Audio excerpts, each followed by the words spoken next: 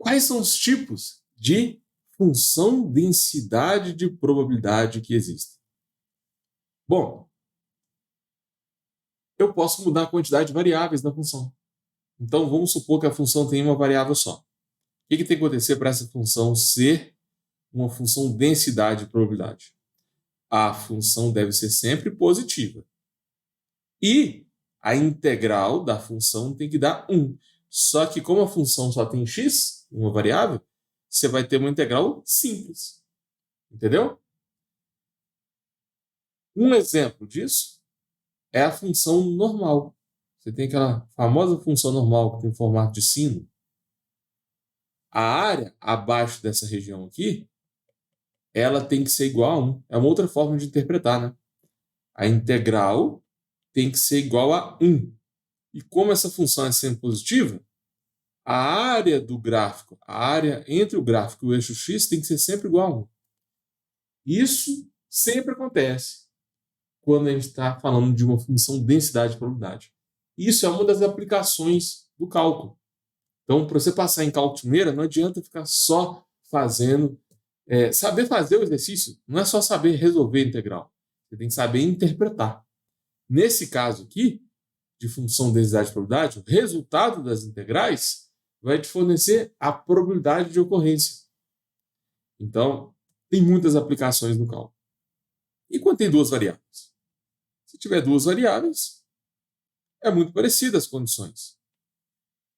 A função xy tem que ser maior ou igual a zero, e a integral dupla dessa função tem que dar 1.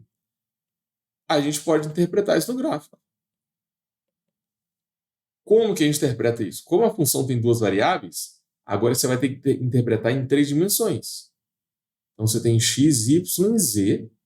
Imagina que você tem, sei lá, um gráfico aqui em 3D. Você tem esse gráfico aqui.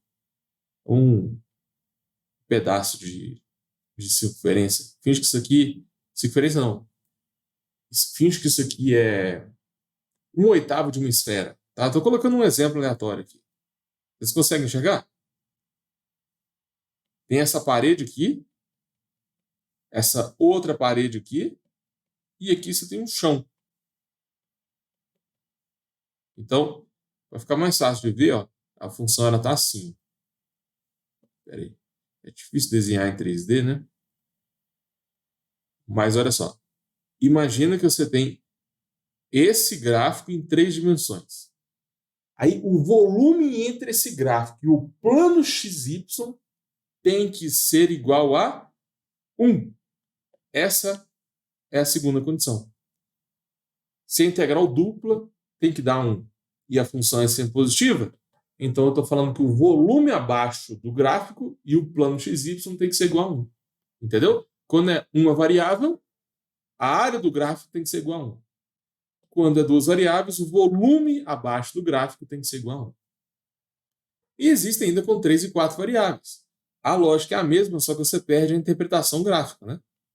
A função de 3 variáveis, x, y, z, tem que ser maior ou igual a zero. E agora você tem uma integral tripla. A integral tripla dessa função aqui, de 3 variáveis, em relação ao seu domínio, que dessa vez vai ser dx, dy, dz, né, no domínio de x, no domínio de y, no domínio de z. Essa integral tripla tem que dar 1, para que a função seja função de densidade de probabilidade. Então, para você passar em cálculo de primeira, já vai acostumando com o mundo multidimensional. Lá no cálculo 1, a gente trabalha só com uma variável. No cálculo 2, já começa a introduzir várias variáveis. E tudo isso tem aplicação em várias áreas, né? Economia, estatística, física, química.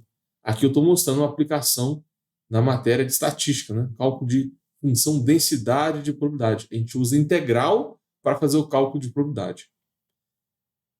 E quando for 4 variáveis, é comum no nosso dia a dia ter mais de uma variável, né?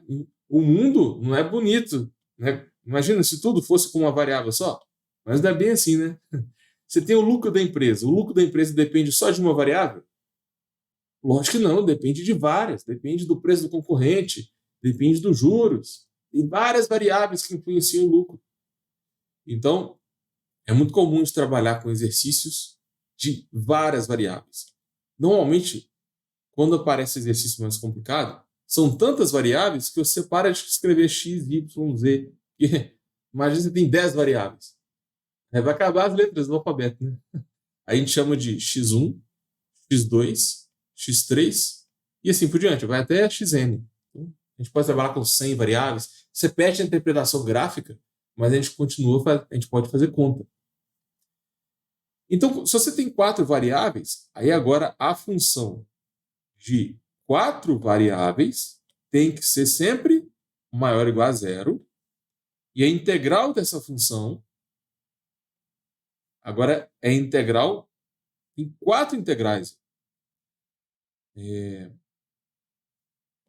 eu só mudar aqui, que eu coloquei o W no primeiro.